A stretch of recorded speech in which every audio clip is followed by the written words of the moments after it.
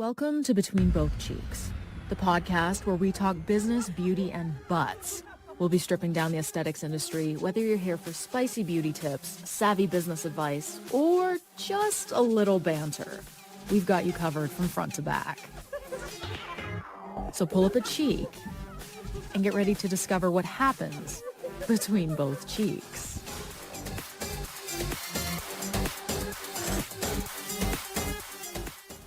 All right. Hey, guys. Welcome back to the Rebel Show. Today, I have a special guest, Luba from Bright, here with me. I'm so excited that we actually were able to connect here in Miami. We're currently at the ICES trade show here. I was a speaker. Luba had a booth. And did you do a workshop as well? Yeah, we did too. Awesome. Yeah. You're like the workshop queen. Oh my God. If you guys haven't gone to one of her workshops for Bright, oh my gosh, you guys have to check it out. They're so much fun. I just love the energy you guys bring to everything. But anyways, welcome. Thank you. Thanks for having me. Of course, of course. So let's get into it. I first want to hear a little bit of your background on how you even came up with Bright, what the mission with Bright is and how you came up with it. So I actually used to own waxing salons. Okay. And I was reception because I'm not an esthetician. A lot of people think that I am an esthetician, but I'm not. And as people were leaving, they were asking about do you have anything for discoloration down there and what's going on with this? And, why am I not normal? Because we gave them a safe place to have these conversations.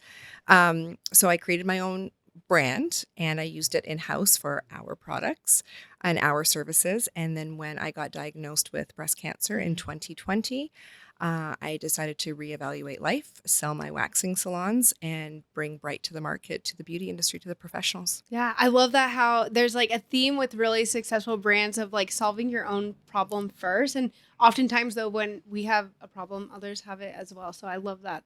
That's how you came up with that. As we're filming this, we're in October, which is Breast Cancer Awareness Month. So I love how your brand really does bring awareness to that.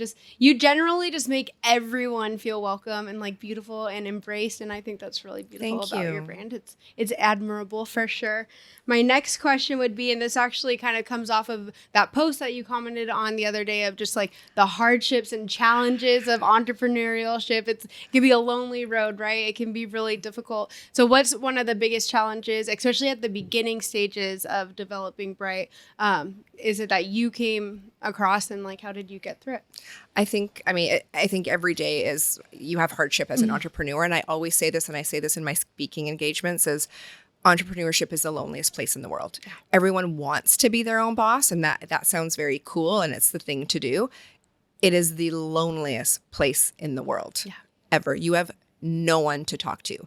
If you have a team, if you're lucky enough to have a team, they have one another to talk to, right? If they're going to bitch about me, then they can go, talk to each other about that. But you have no one. And, even if you do have a partner that's involved in the business, sorry. Sometimes they don't even understand fully on what you're going through, right? How do you get through it? I think it just takes a certain someone that gets through it. It's you sink or swim as an entrepreneur, right? For sure. Do you feel like that's something that people can develop or that is naturally already instilled within them? Ooh, that's a good question. I think you're born with it. I think it's like a fire in your belly. I come from corporate, right? And I was constantly told with the marketing that I did for the country that you're too much. Yeah. You're too much. Pull back. This is, we've never done this before. Let the competition do it first. Then let's see if it works. And I was like, we're in beauty. You're dead in the water if you're not first to market. Yes. My numbers show that this is working. So why am I pulling back? I didn't ever follow the rules. Yeah. Right. So I get to set them now. Yeah. If you're going to tell me that I'm too much, that's fine. It's my company. Move on. I don't want you as a customer. Go find less. Legit. Guac is extra. Right. Yes. Yes. Oh my God. So yeah, I think you're born with that as an entrepreneur. I totally agree. It is exactly what you said. It's that fire in your belly. It's and if you have that drive, you will stop at nothing to make it. And you're willing to lose everything to make it happen. Absolutely. You risk everything. Yeah. Yeah. And we truly do. So, okay. So you mentioned it being a lonely path, which I've experienced that as well. But I've noticed with hiring my coach and mentor, it's been a little bit less of that. There's someone to go to that you can talk about those things that understand. Have you ever had a mentor in your life or hired a coach or done anything like that when developing Bright? Not when I was like when I was in corporate, I definitely had like people that I looked up to, and I would ask questions, and I would ask to take them for dinner to like pick their brain and stuff. They were mostly entrepreneurs. I've never hired a coach.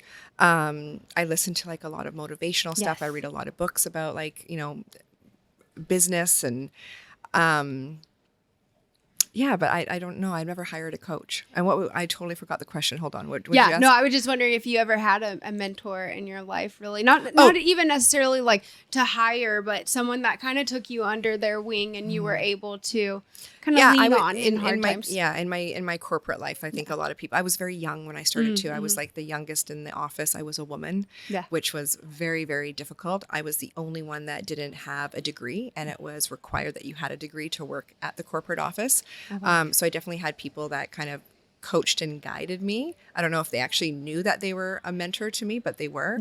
In this industry, in like the aesthetics beauty industry, I have connected with people like you that you can just literally call sometimes and just rant, right? And that's really like the only person that you can like, you can do that with. So there's been some really great people in the industry that are also entrepreneurs that feel the same thing that we do, right? Like there's no one to talk to. I can't talk to my team about this. What do you think about this? How do you feel about that? So, and I feel that, collaboration and that mentorship, we have mentorship for one another. In the industry with specific people. I mean, I look at, for example, the collaboration, like we use your mats in all of our demos. Right. And I'm so grateful. We're grateful. Cool. Right. So like this is what the industry needs to be about. Definitely. And we have to, it'd be nice not to be lonely and to be able to have that collaboration and that support. I think it's something we should work on, like a mastermind for us. Like, we need that. I'm excited I feel like I'm finally kind of finding my people within the industry, because you also never fully know who to like trust, and I've been burnt quite a few times. Other topic. And let's just say that we are in the beauty industry, but it is very ugly on the inside. Oh yeah. I got like chills on that. It's true. It really can be. And I came in very naive and like really trusted everyone up front and gave way too much, whether it was my time or information. But I also kind of had to learn that the hard way. And then for me, I'm just looking like, okay, I'm never going to be that person to like someone else either. It's like leading with value, authenticity, and just like doing the right thing.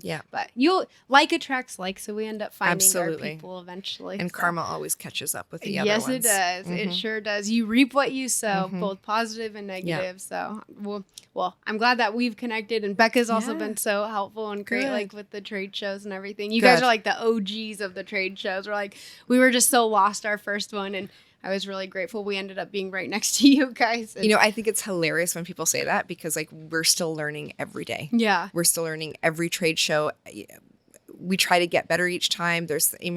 So for you to say that, it's huge, because we're like, no, we're still learning. But if I can offer help with something like that, I mean, I remember my very first trade show where I was like, oh my God, I think I made like $462. And then we were packing up, and one of the companies that like move you out, they were like, well, you can't move out yet. And I said, why not? They're like, well, you have to pay your handling bill. I was like, what's a handling bill? And I went downstairs, it was $1,500 or something. And I was like, oh my God, I was so happy that like I made a profit of like 400 and some, and now I'm in the hole. Yeah. That happened to us with Vegas. Oh my gosh. And with having wax, it's like, because they charge by the weight. Yes. Our bill was huge. It was so crazy. Yeah. I feel like just with trade shows though, every time you feel like you figured it out, something changes. So like, it's just always but that's part of entrepreneurship too, right? It's like, we were talking earlier, we're firefighters. We're just constantly putting fires out. I want a pink fireman hat, and I'm just going to put that on. Yeah, absolutely. Every morning. So a lot of times as an entrepreneur too, we have to make personal sacrifices. Is there any big personal sacrifices that you had to make in order to create what you've created now? Oh, you're gonna make me cry. Like I've missed birthdays, I've missed anniversaries, I've missed weddings. Big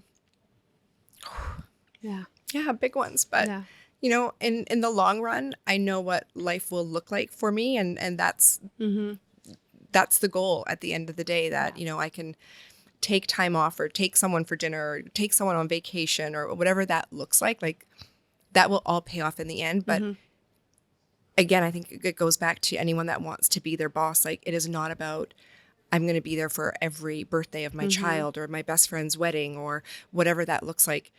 It's saying I'm not going to be able to be at your wedding because I have a show, or I can't be at your wedding because I have a speaking engagement, or I can't be at your birthday because of this, and being okay to do that and having the people understand that. Yes. Yeah. That's when you really figure out like who is in your corner and who's just riding in the limo because it's running. But when it breaks down, who's going to be there to push it? Yep. Oh my gosh, 100%. So have you gone through any of that with friends and family that you had before becoming an entrepreneur? Because Bright was your first like journey of entrepreneurship, right? Or no, my waxing salons were. Oh, that's right. That's right. I'm sorry. Yeah.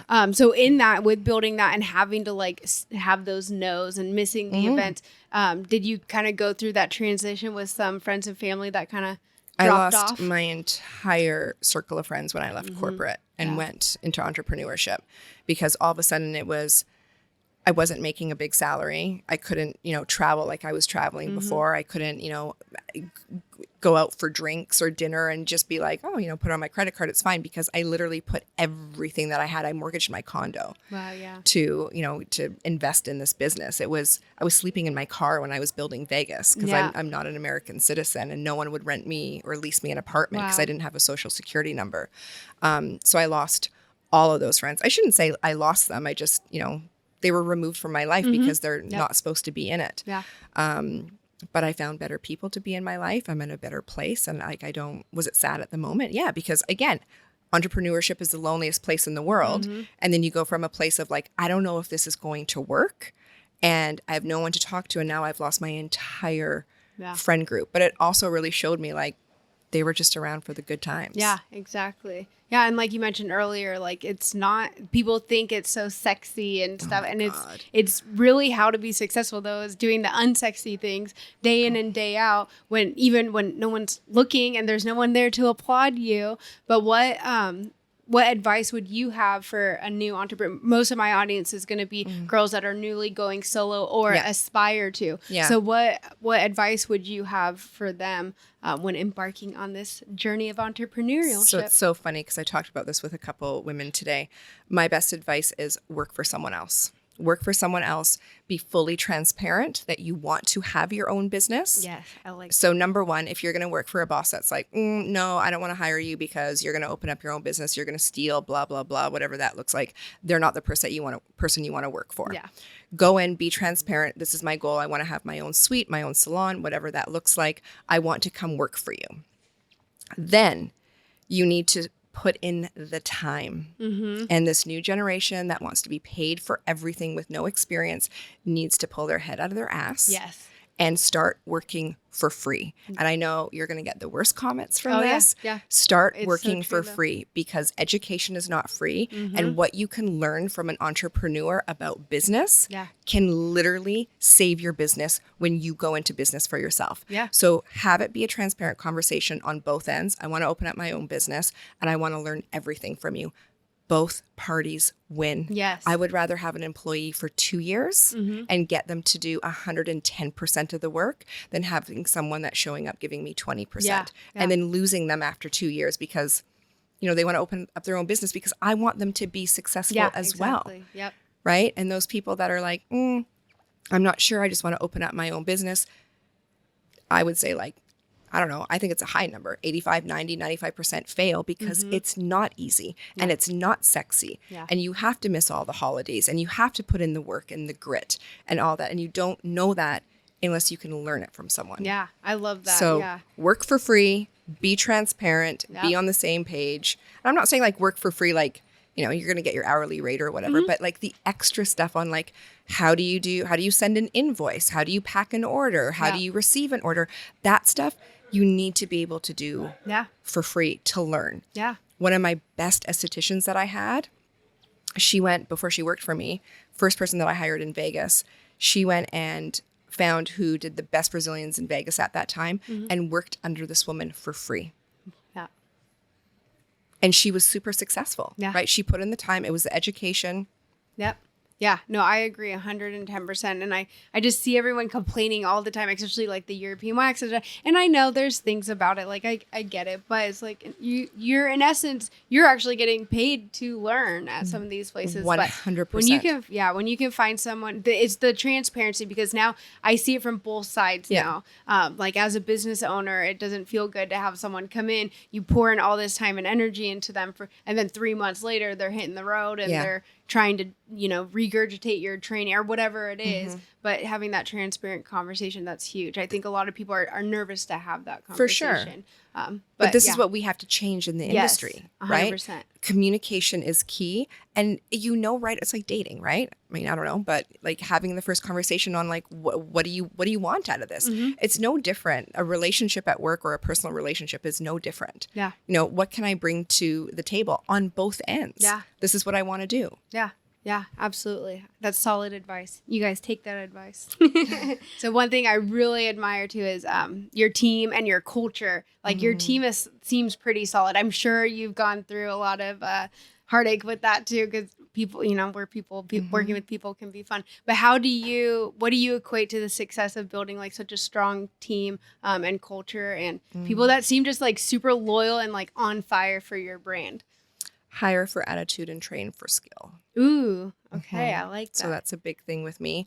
I learned a lot having the waxing salons, especially, not being an esthetician. There were several times where I was like put into a corner where I had to keep someone or else like my salon didn't make money. I couldn't jump into the treatment room.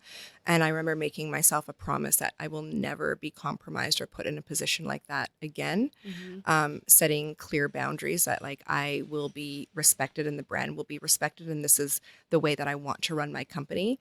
And if you're not part of that, you're out. Like I might look like really fun on the outside. And I think I'm a fun person overall, but this is still a business. This is my livelihood. I've put everything into it. So if you don't like the rules or the culture or how we do things, then let's part ways and let's move on. Yeah. Yeah. This is something I've been learning is because it's pretty new to us hiring people. And I think at first I was really hiring for the skill, but that can all be trained and taught. Yeah. You can't train a positive, good attitude. No. So that's huge. But I think we all kind of have to go through that at first really learn that lesson. It's difficult. So to kind of wrap this up, and I really appreciate your time with this. I feel like I could sit here and talk to you for hours, but we'll have to do a part 2 to this. Part 2 with wine. Yes, with wine. Red or white wine? What's your thing? White. White? Yeah. I'm red. Okay. Bottle each. Yin and yang. It's perfect. So what's your future goals and visions, or is there any special projects or anything you want to share with us that you have envisioned for Bright? So we have a new product that's launching in the summer. Ooh. And future goals is world domination, baby. I love that. That's what we always say. We're like, we want to become the global, like, #1 like wax brand. That's amazing. Yeah. And by the way, I love the face cloths. Oh, thank you. I love all the gifts that you guys always give. Course. It's so nice. Well, we appreciate the collaboration. We love the mats. Yeah, thank you. I appreciate it. Yes, their branding colors are teal, so you got teal mats. And if you ever need more, like, just let me know. You guys get free mats for life. Yeah, I love this. Yeah, but thank you so much again for being on. I hope you guys got tons of value from Luba. If you're not following her, please do. Can you share where they can find you? Yeah, so everything is Brighten Up. So www.brightenup.com, Brighten Up on YouTube, Pinterest, Instagram, Twitter. Is it Twitter? Is it X? Was it what? I think it's X now. Everywhere we are Brighten Up. Brighten Up. Awesome. And we'll have it linked in the description below for you guys as well. And thank you for being here. Make sure to subscribe, turn on notifications, all the YouTube things, and we'll see you back next week.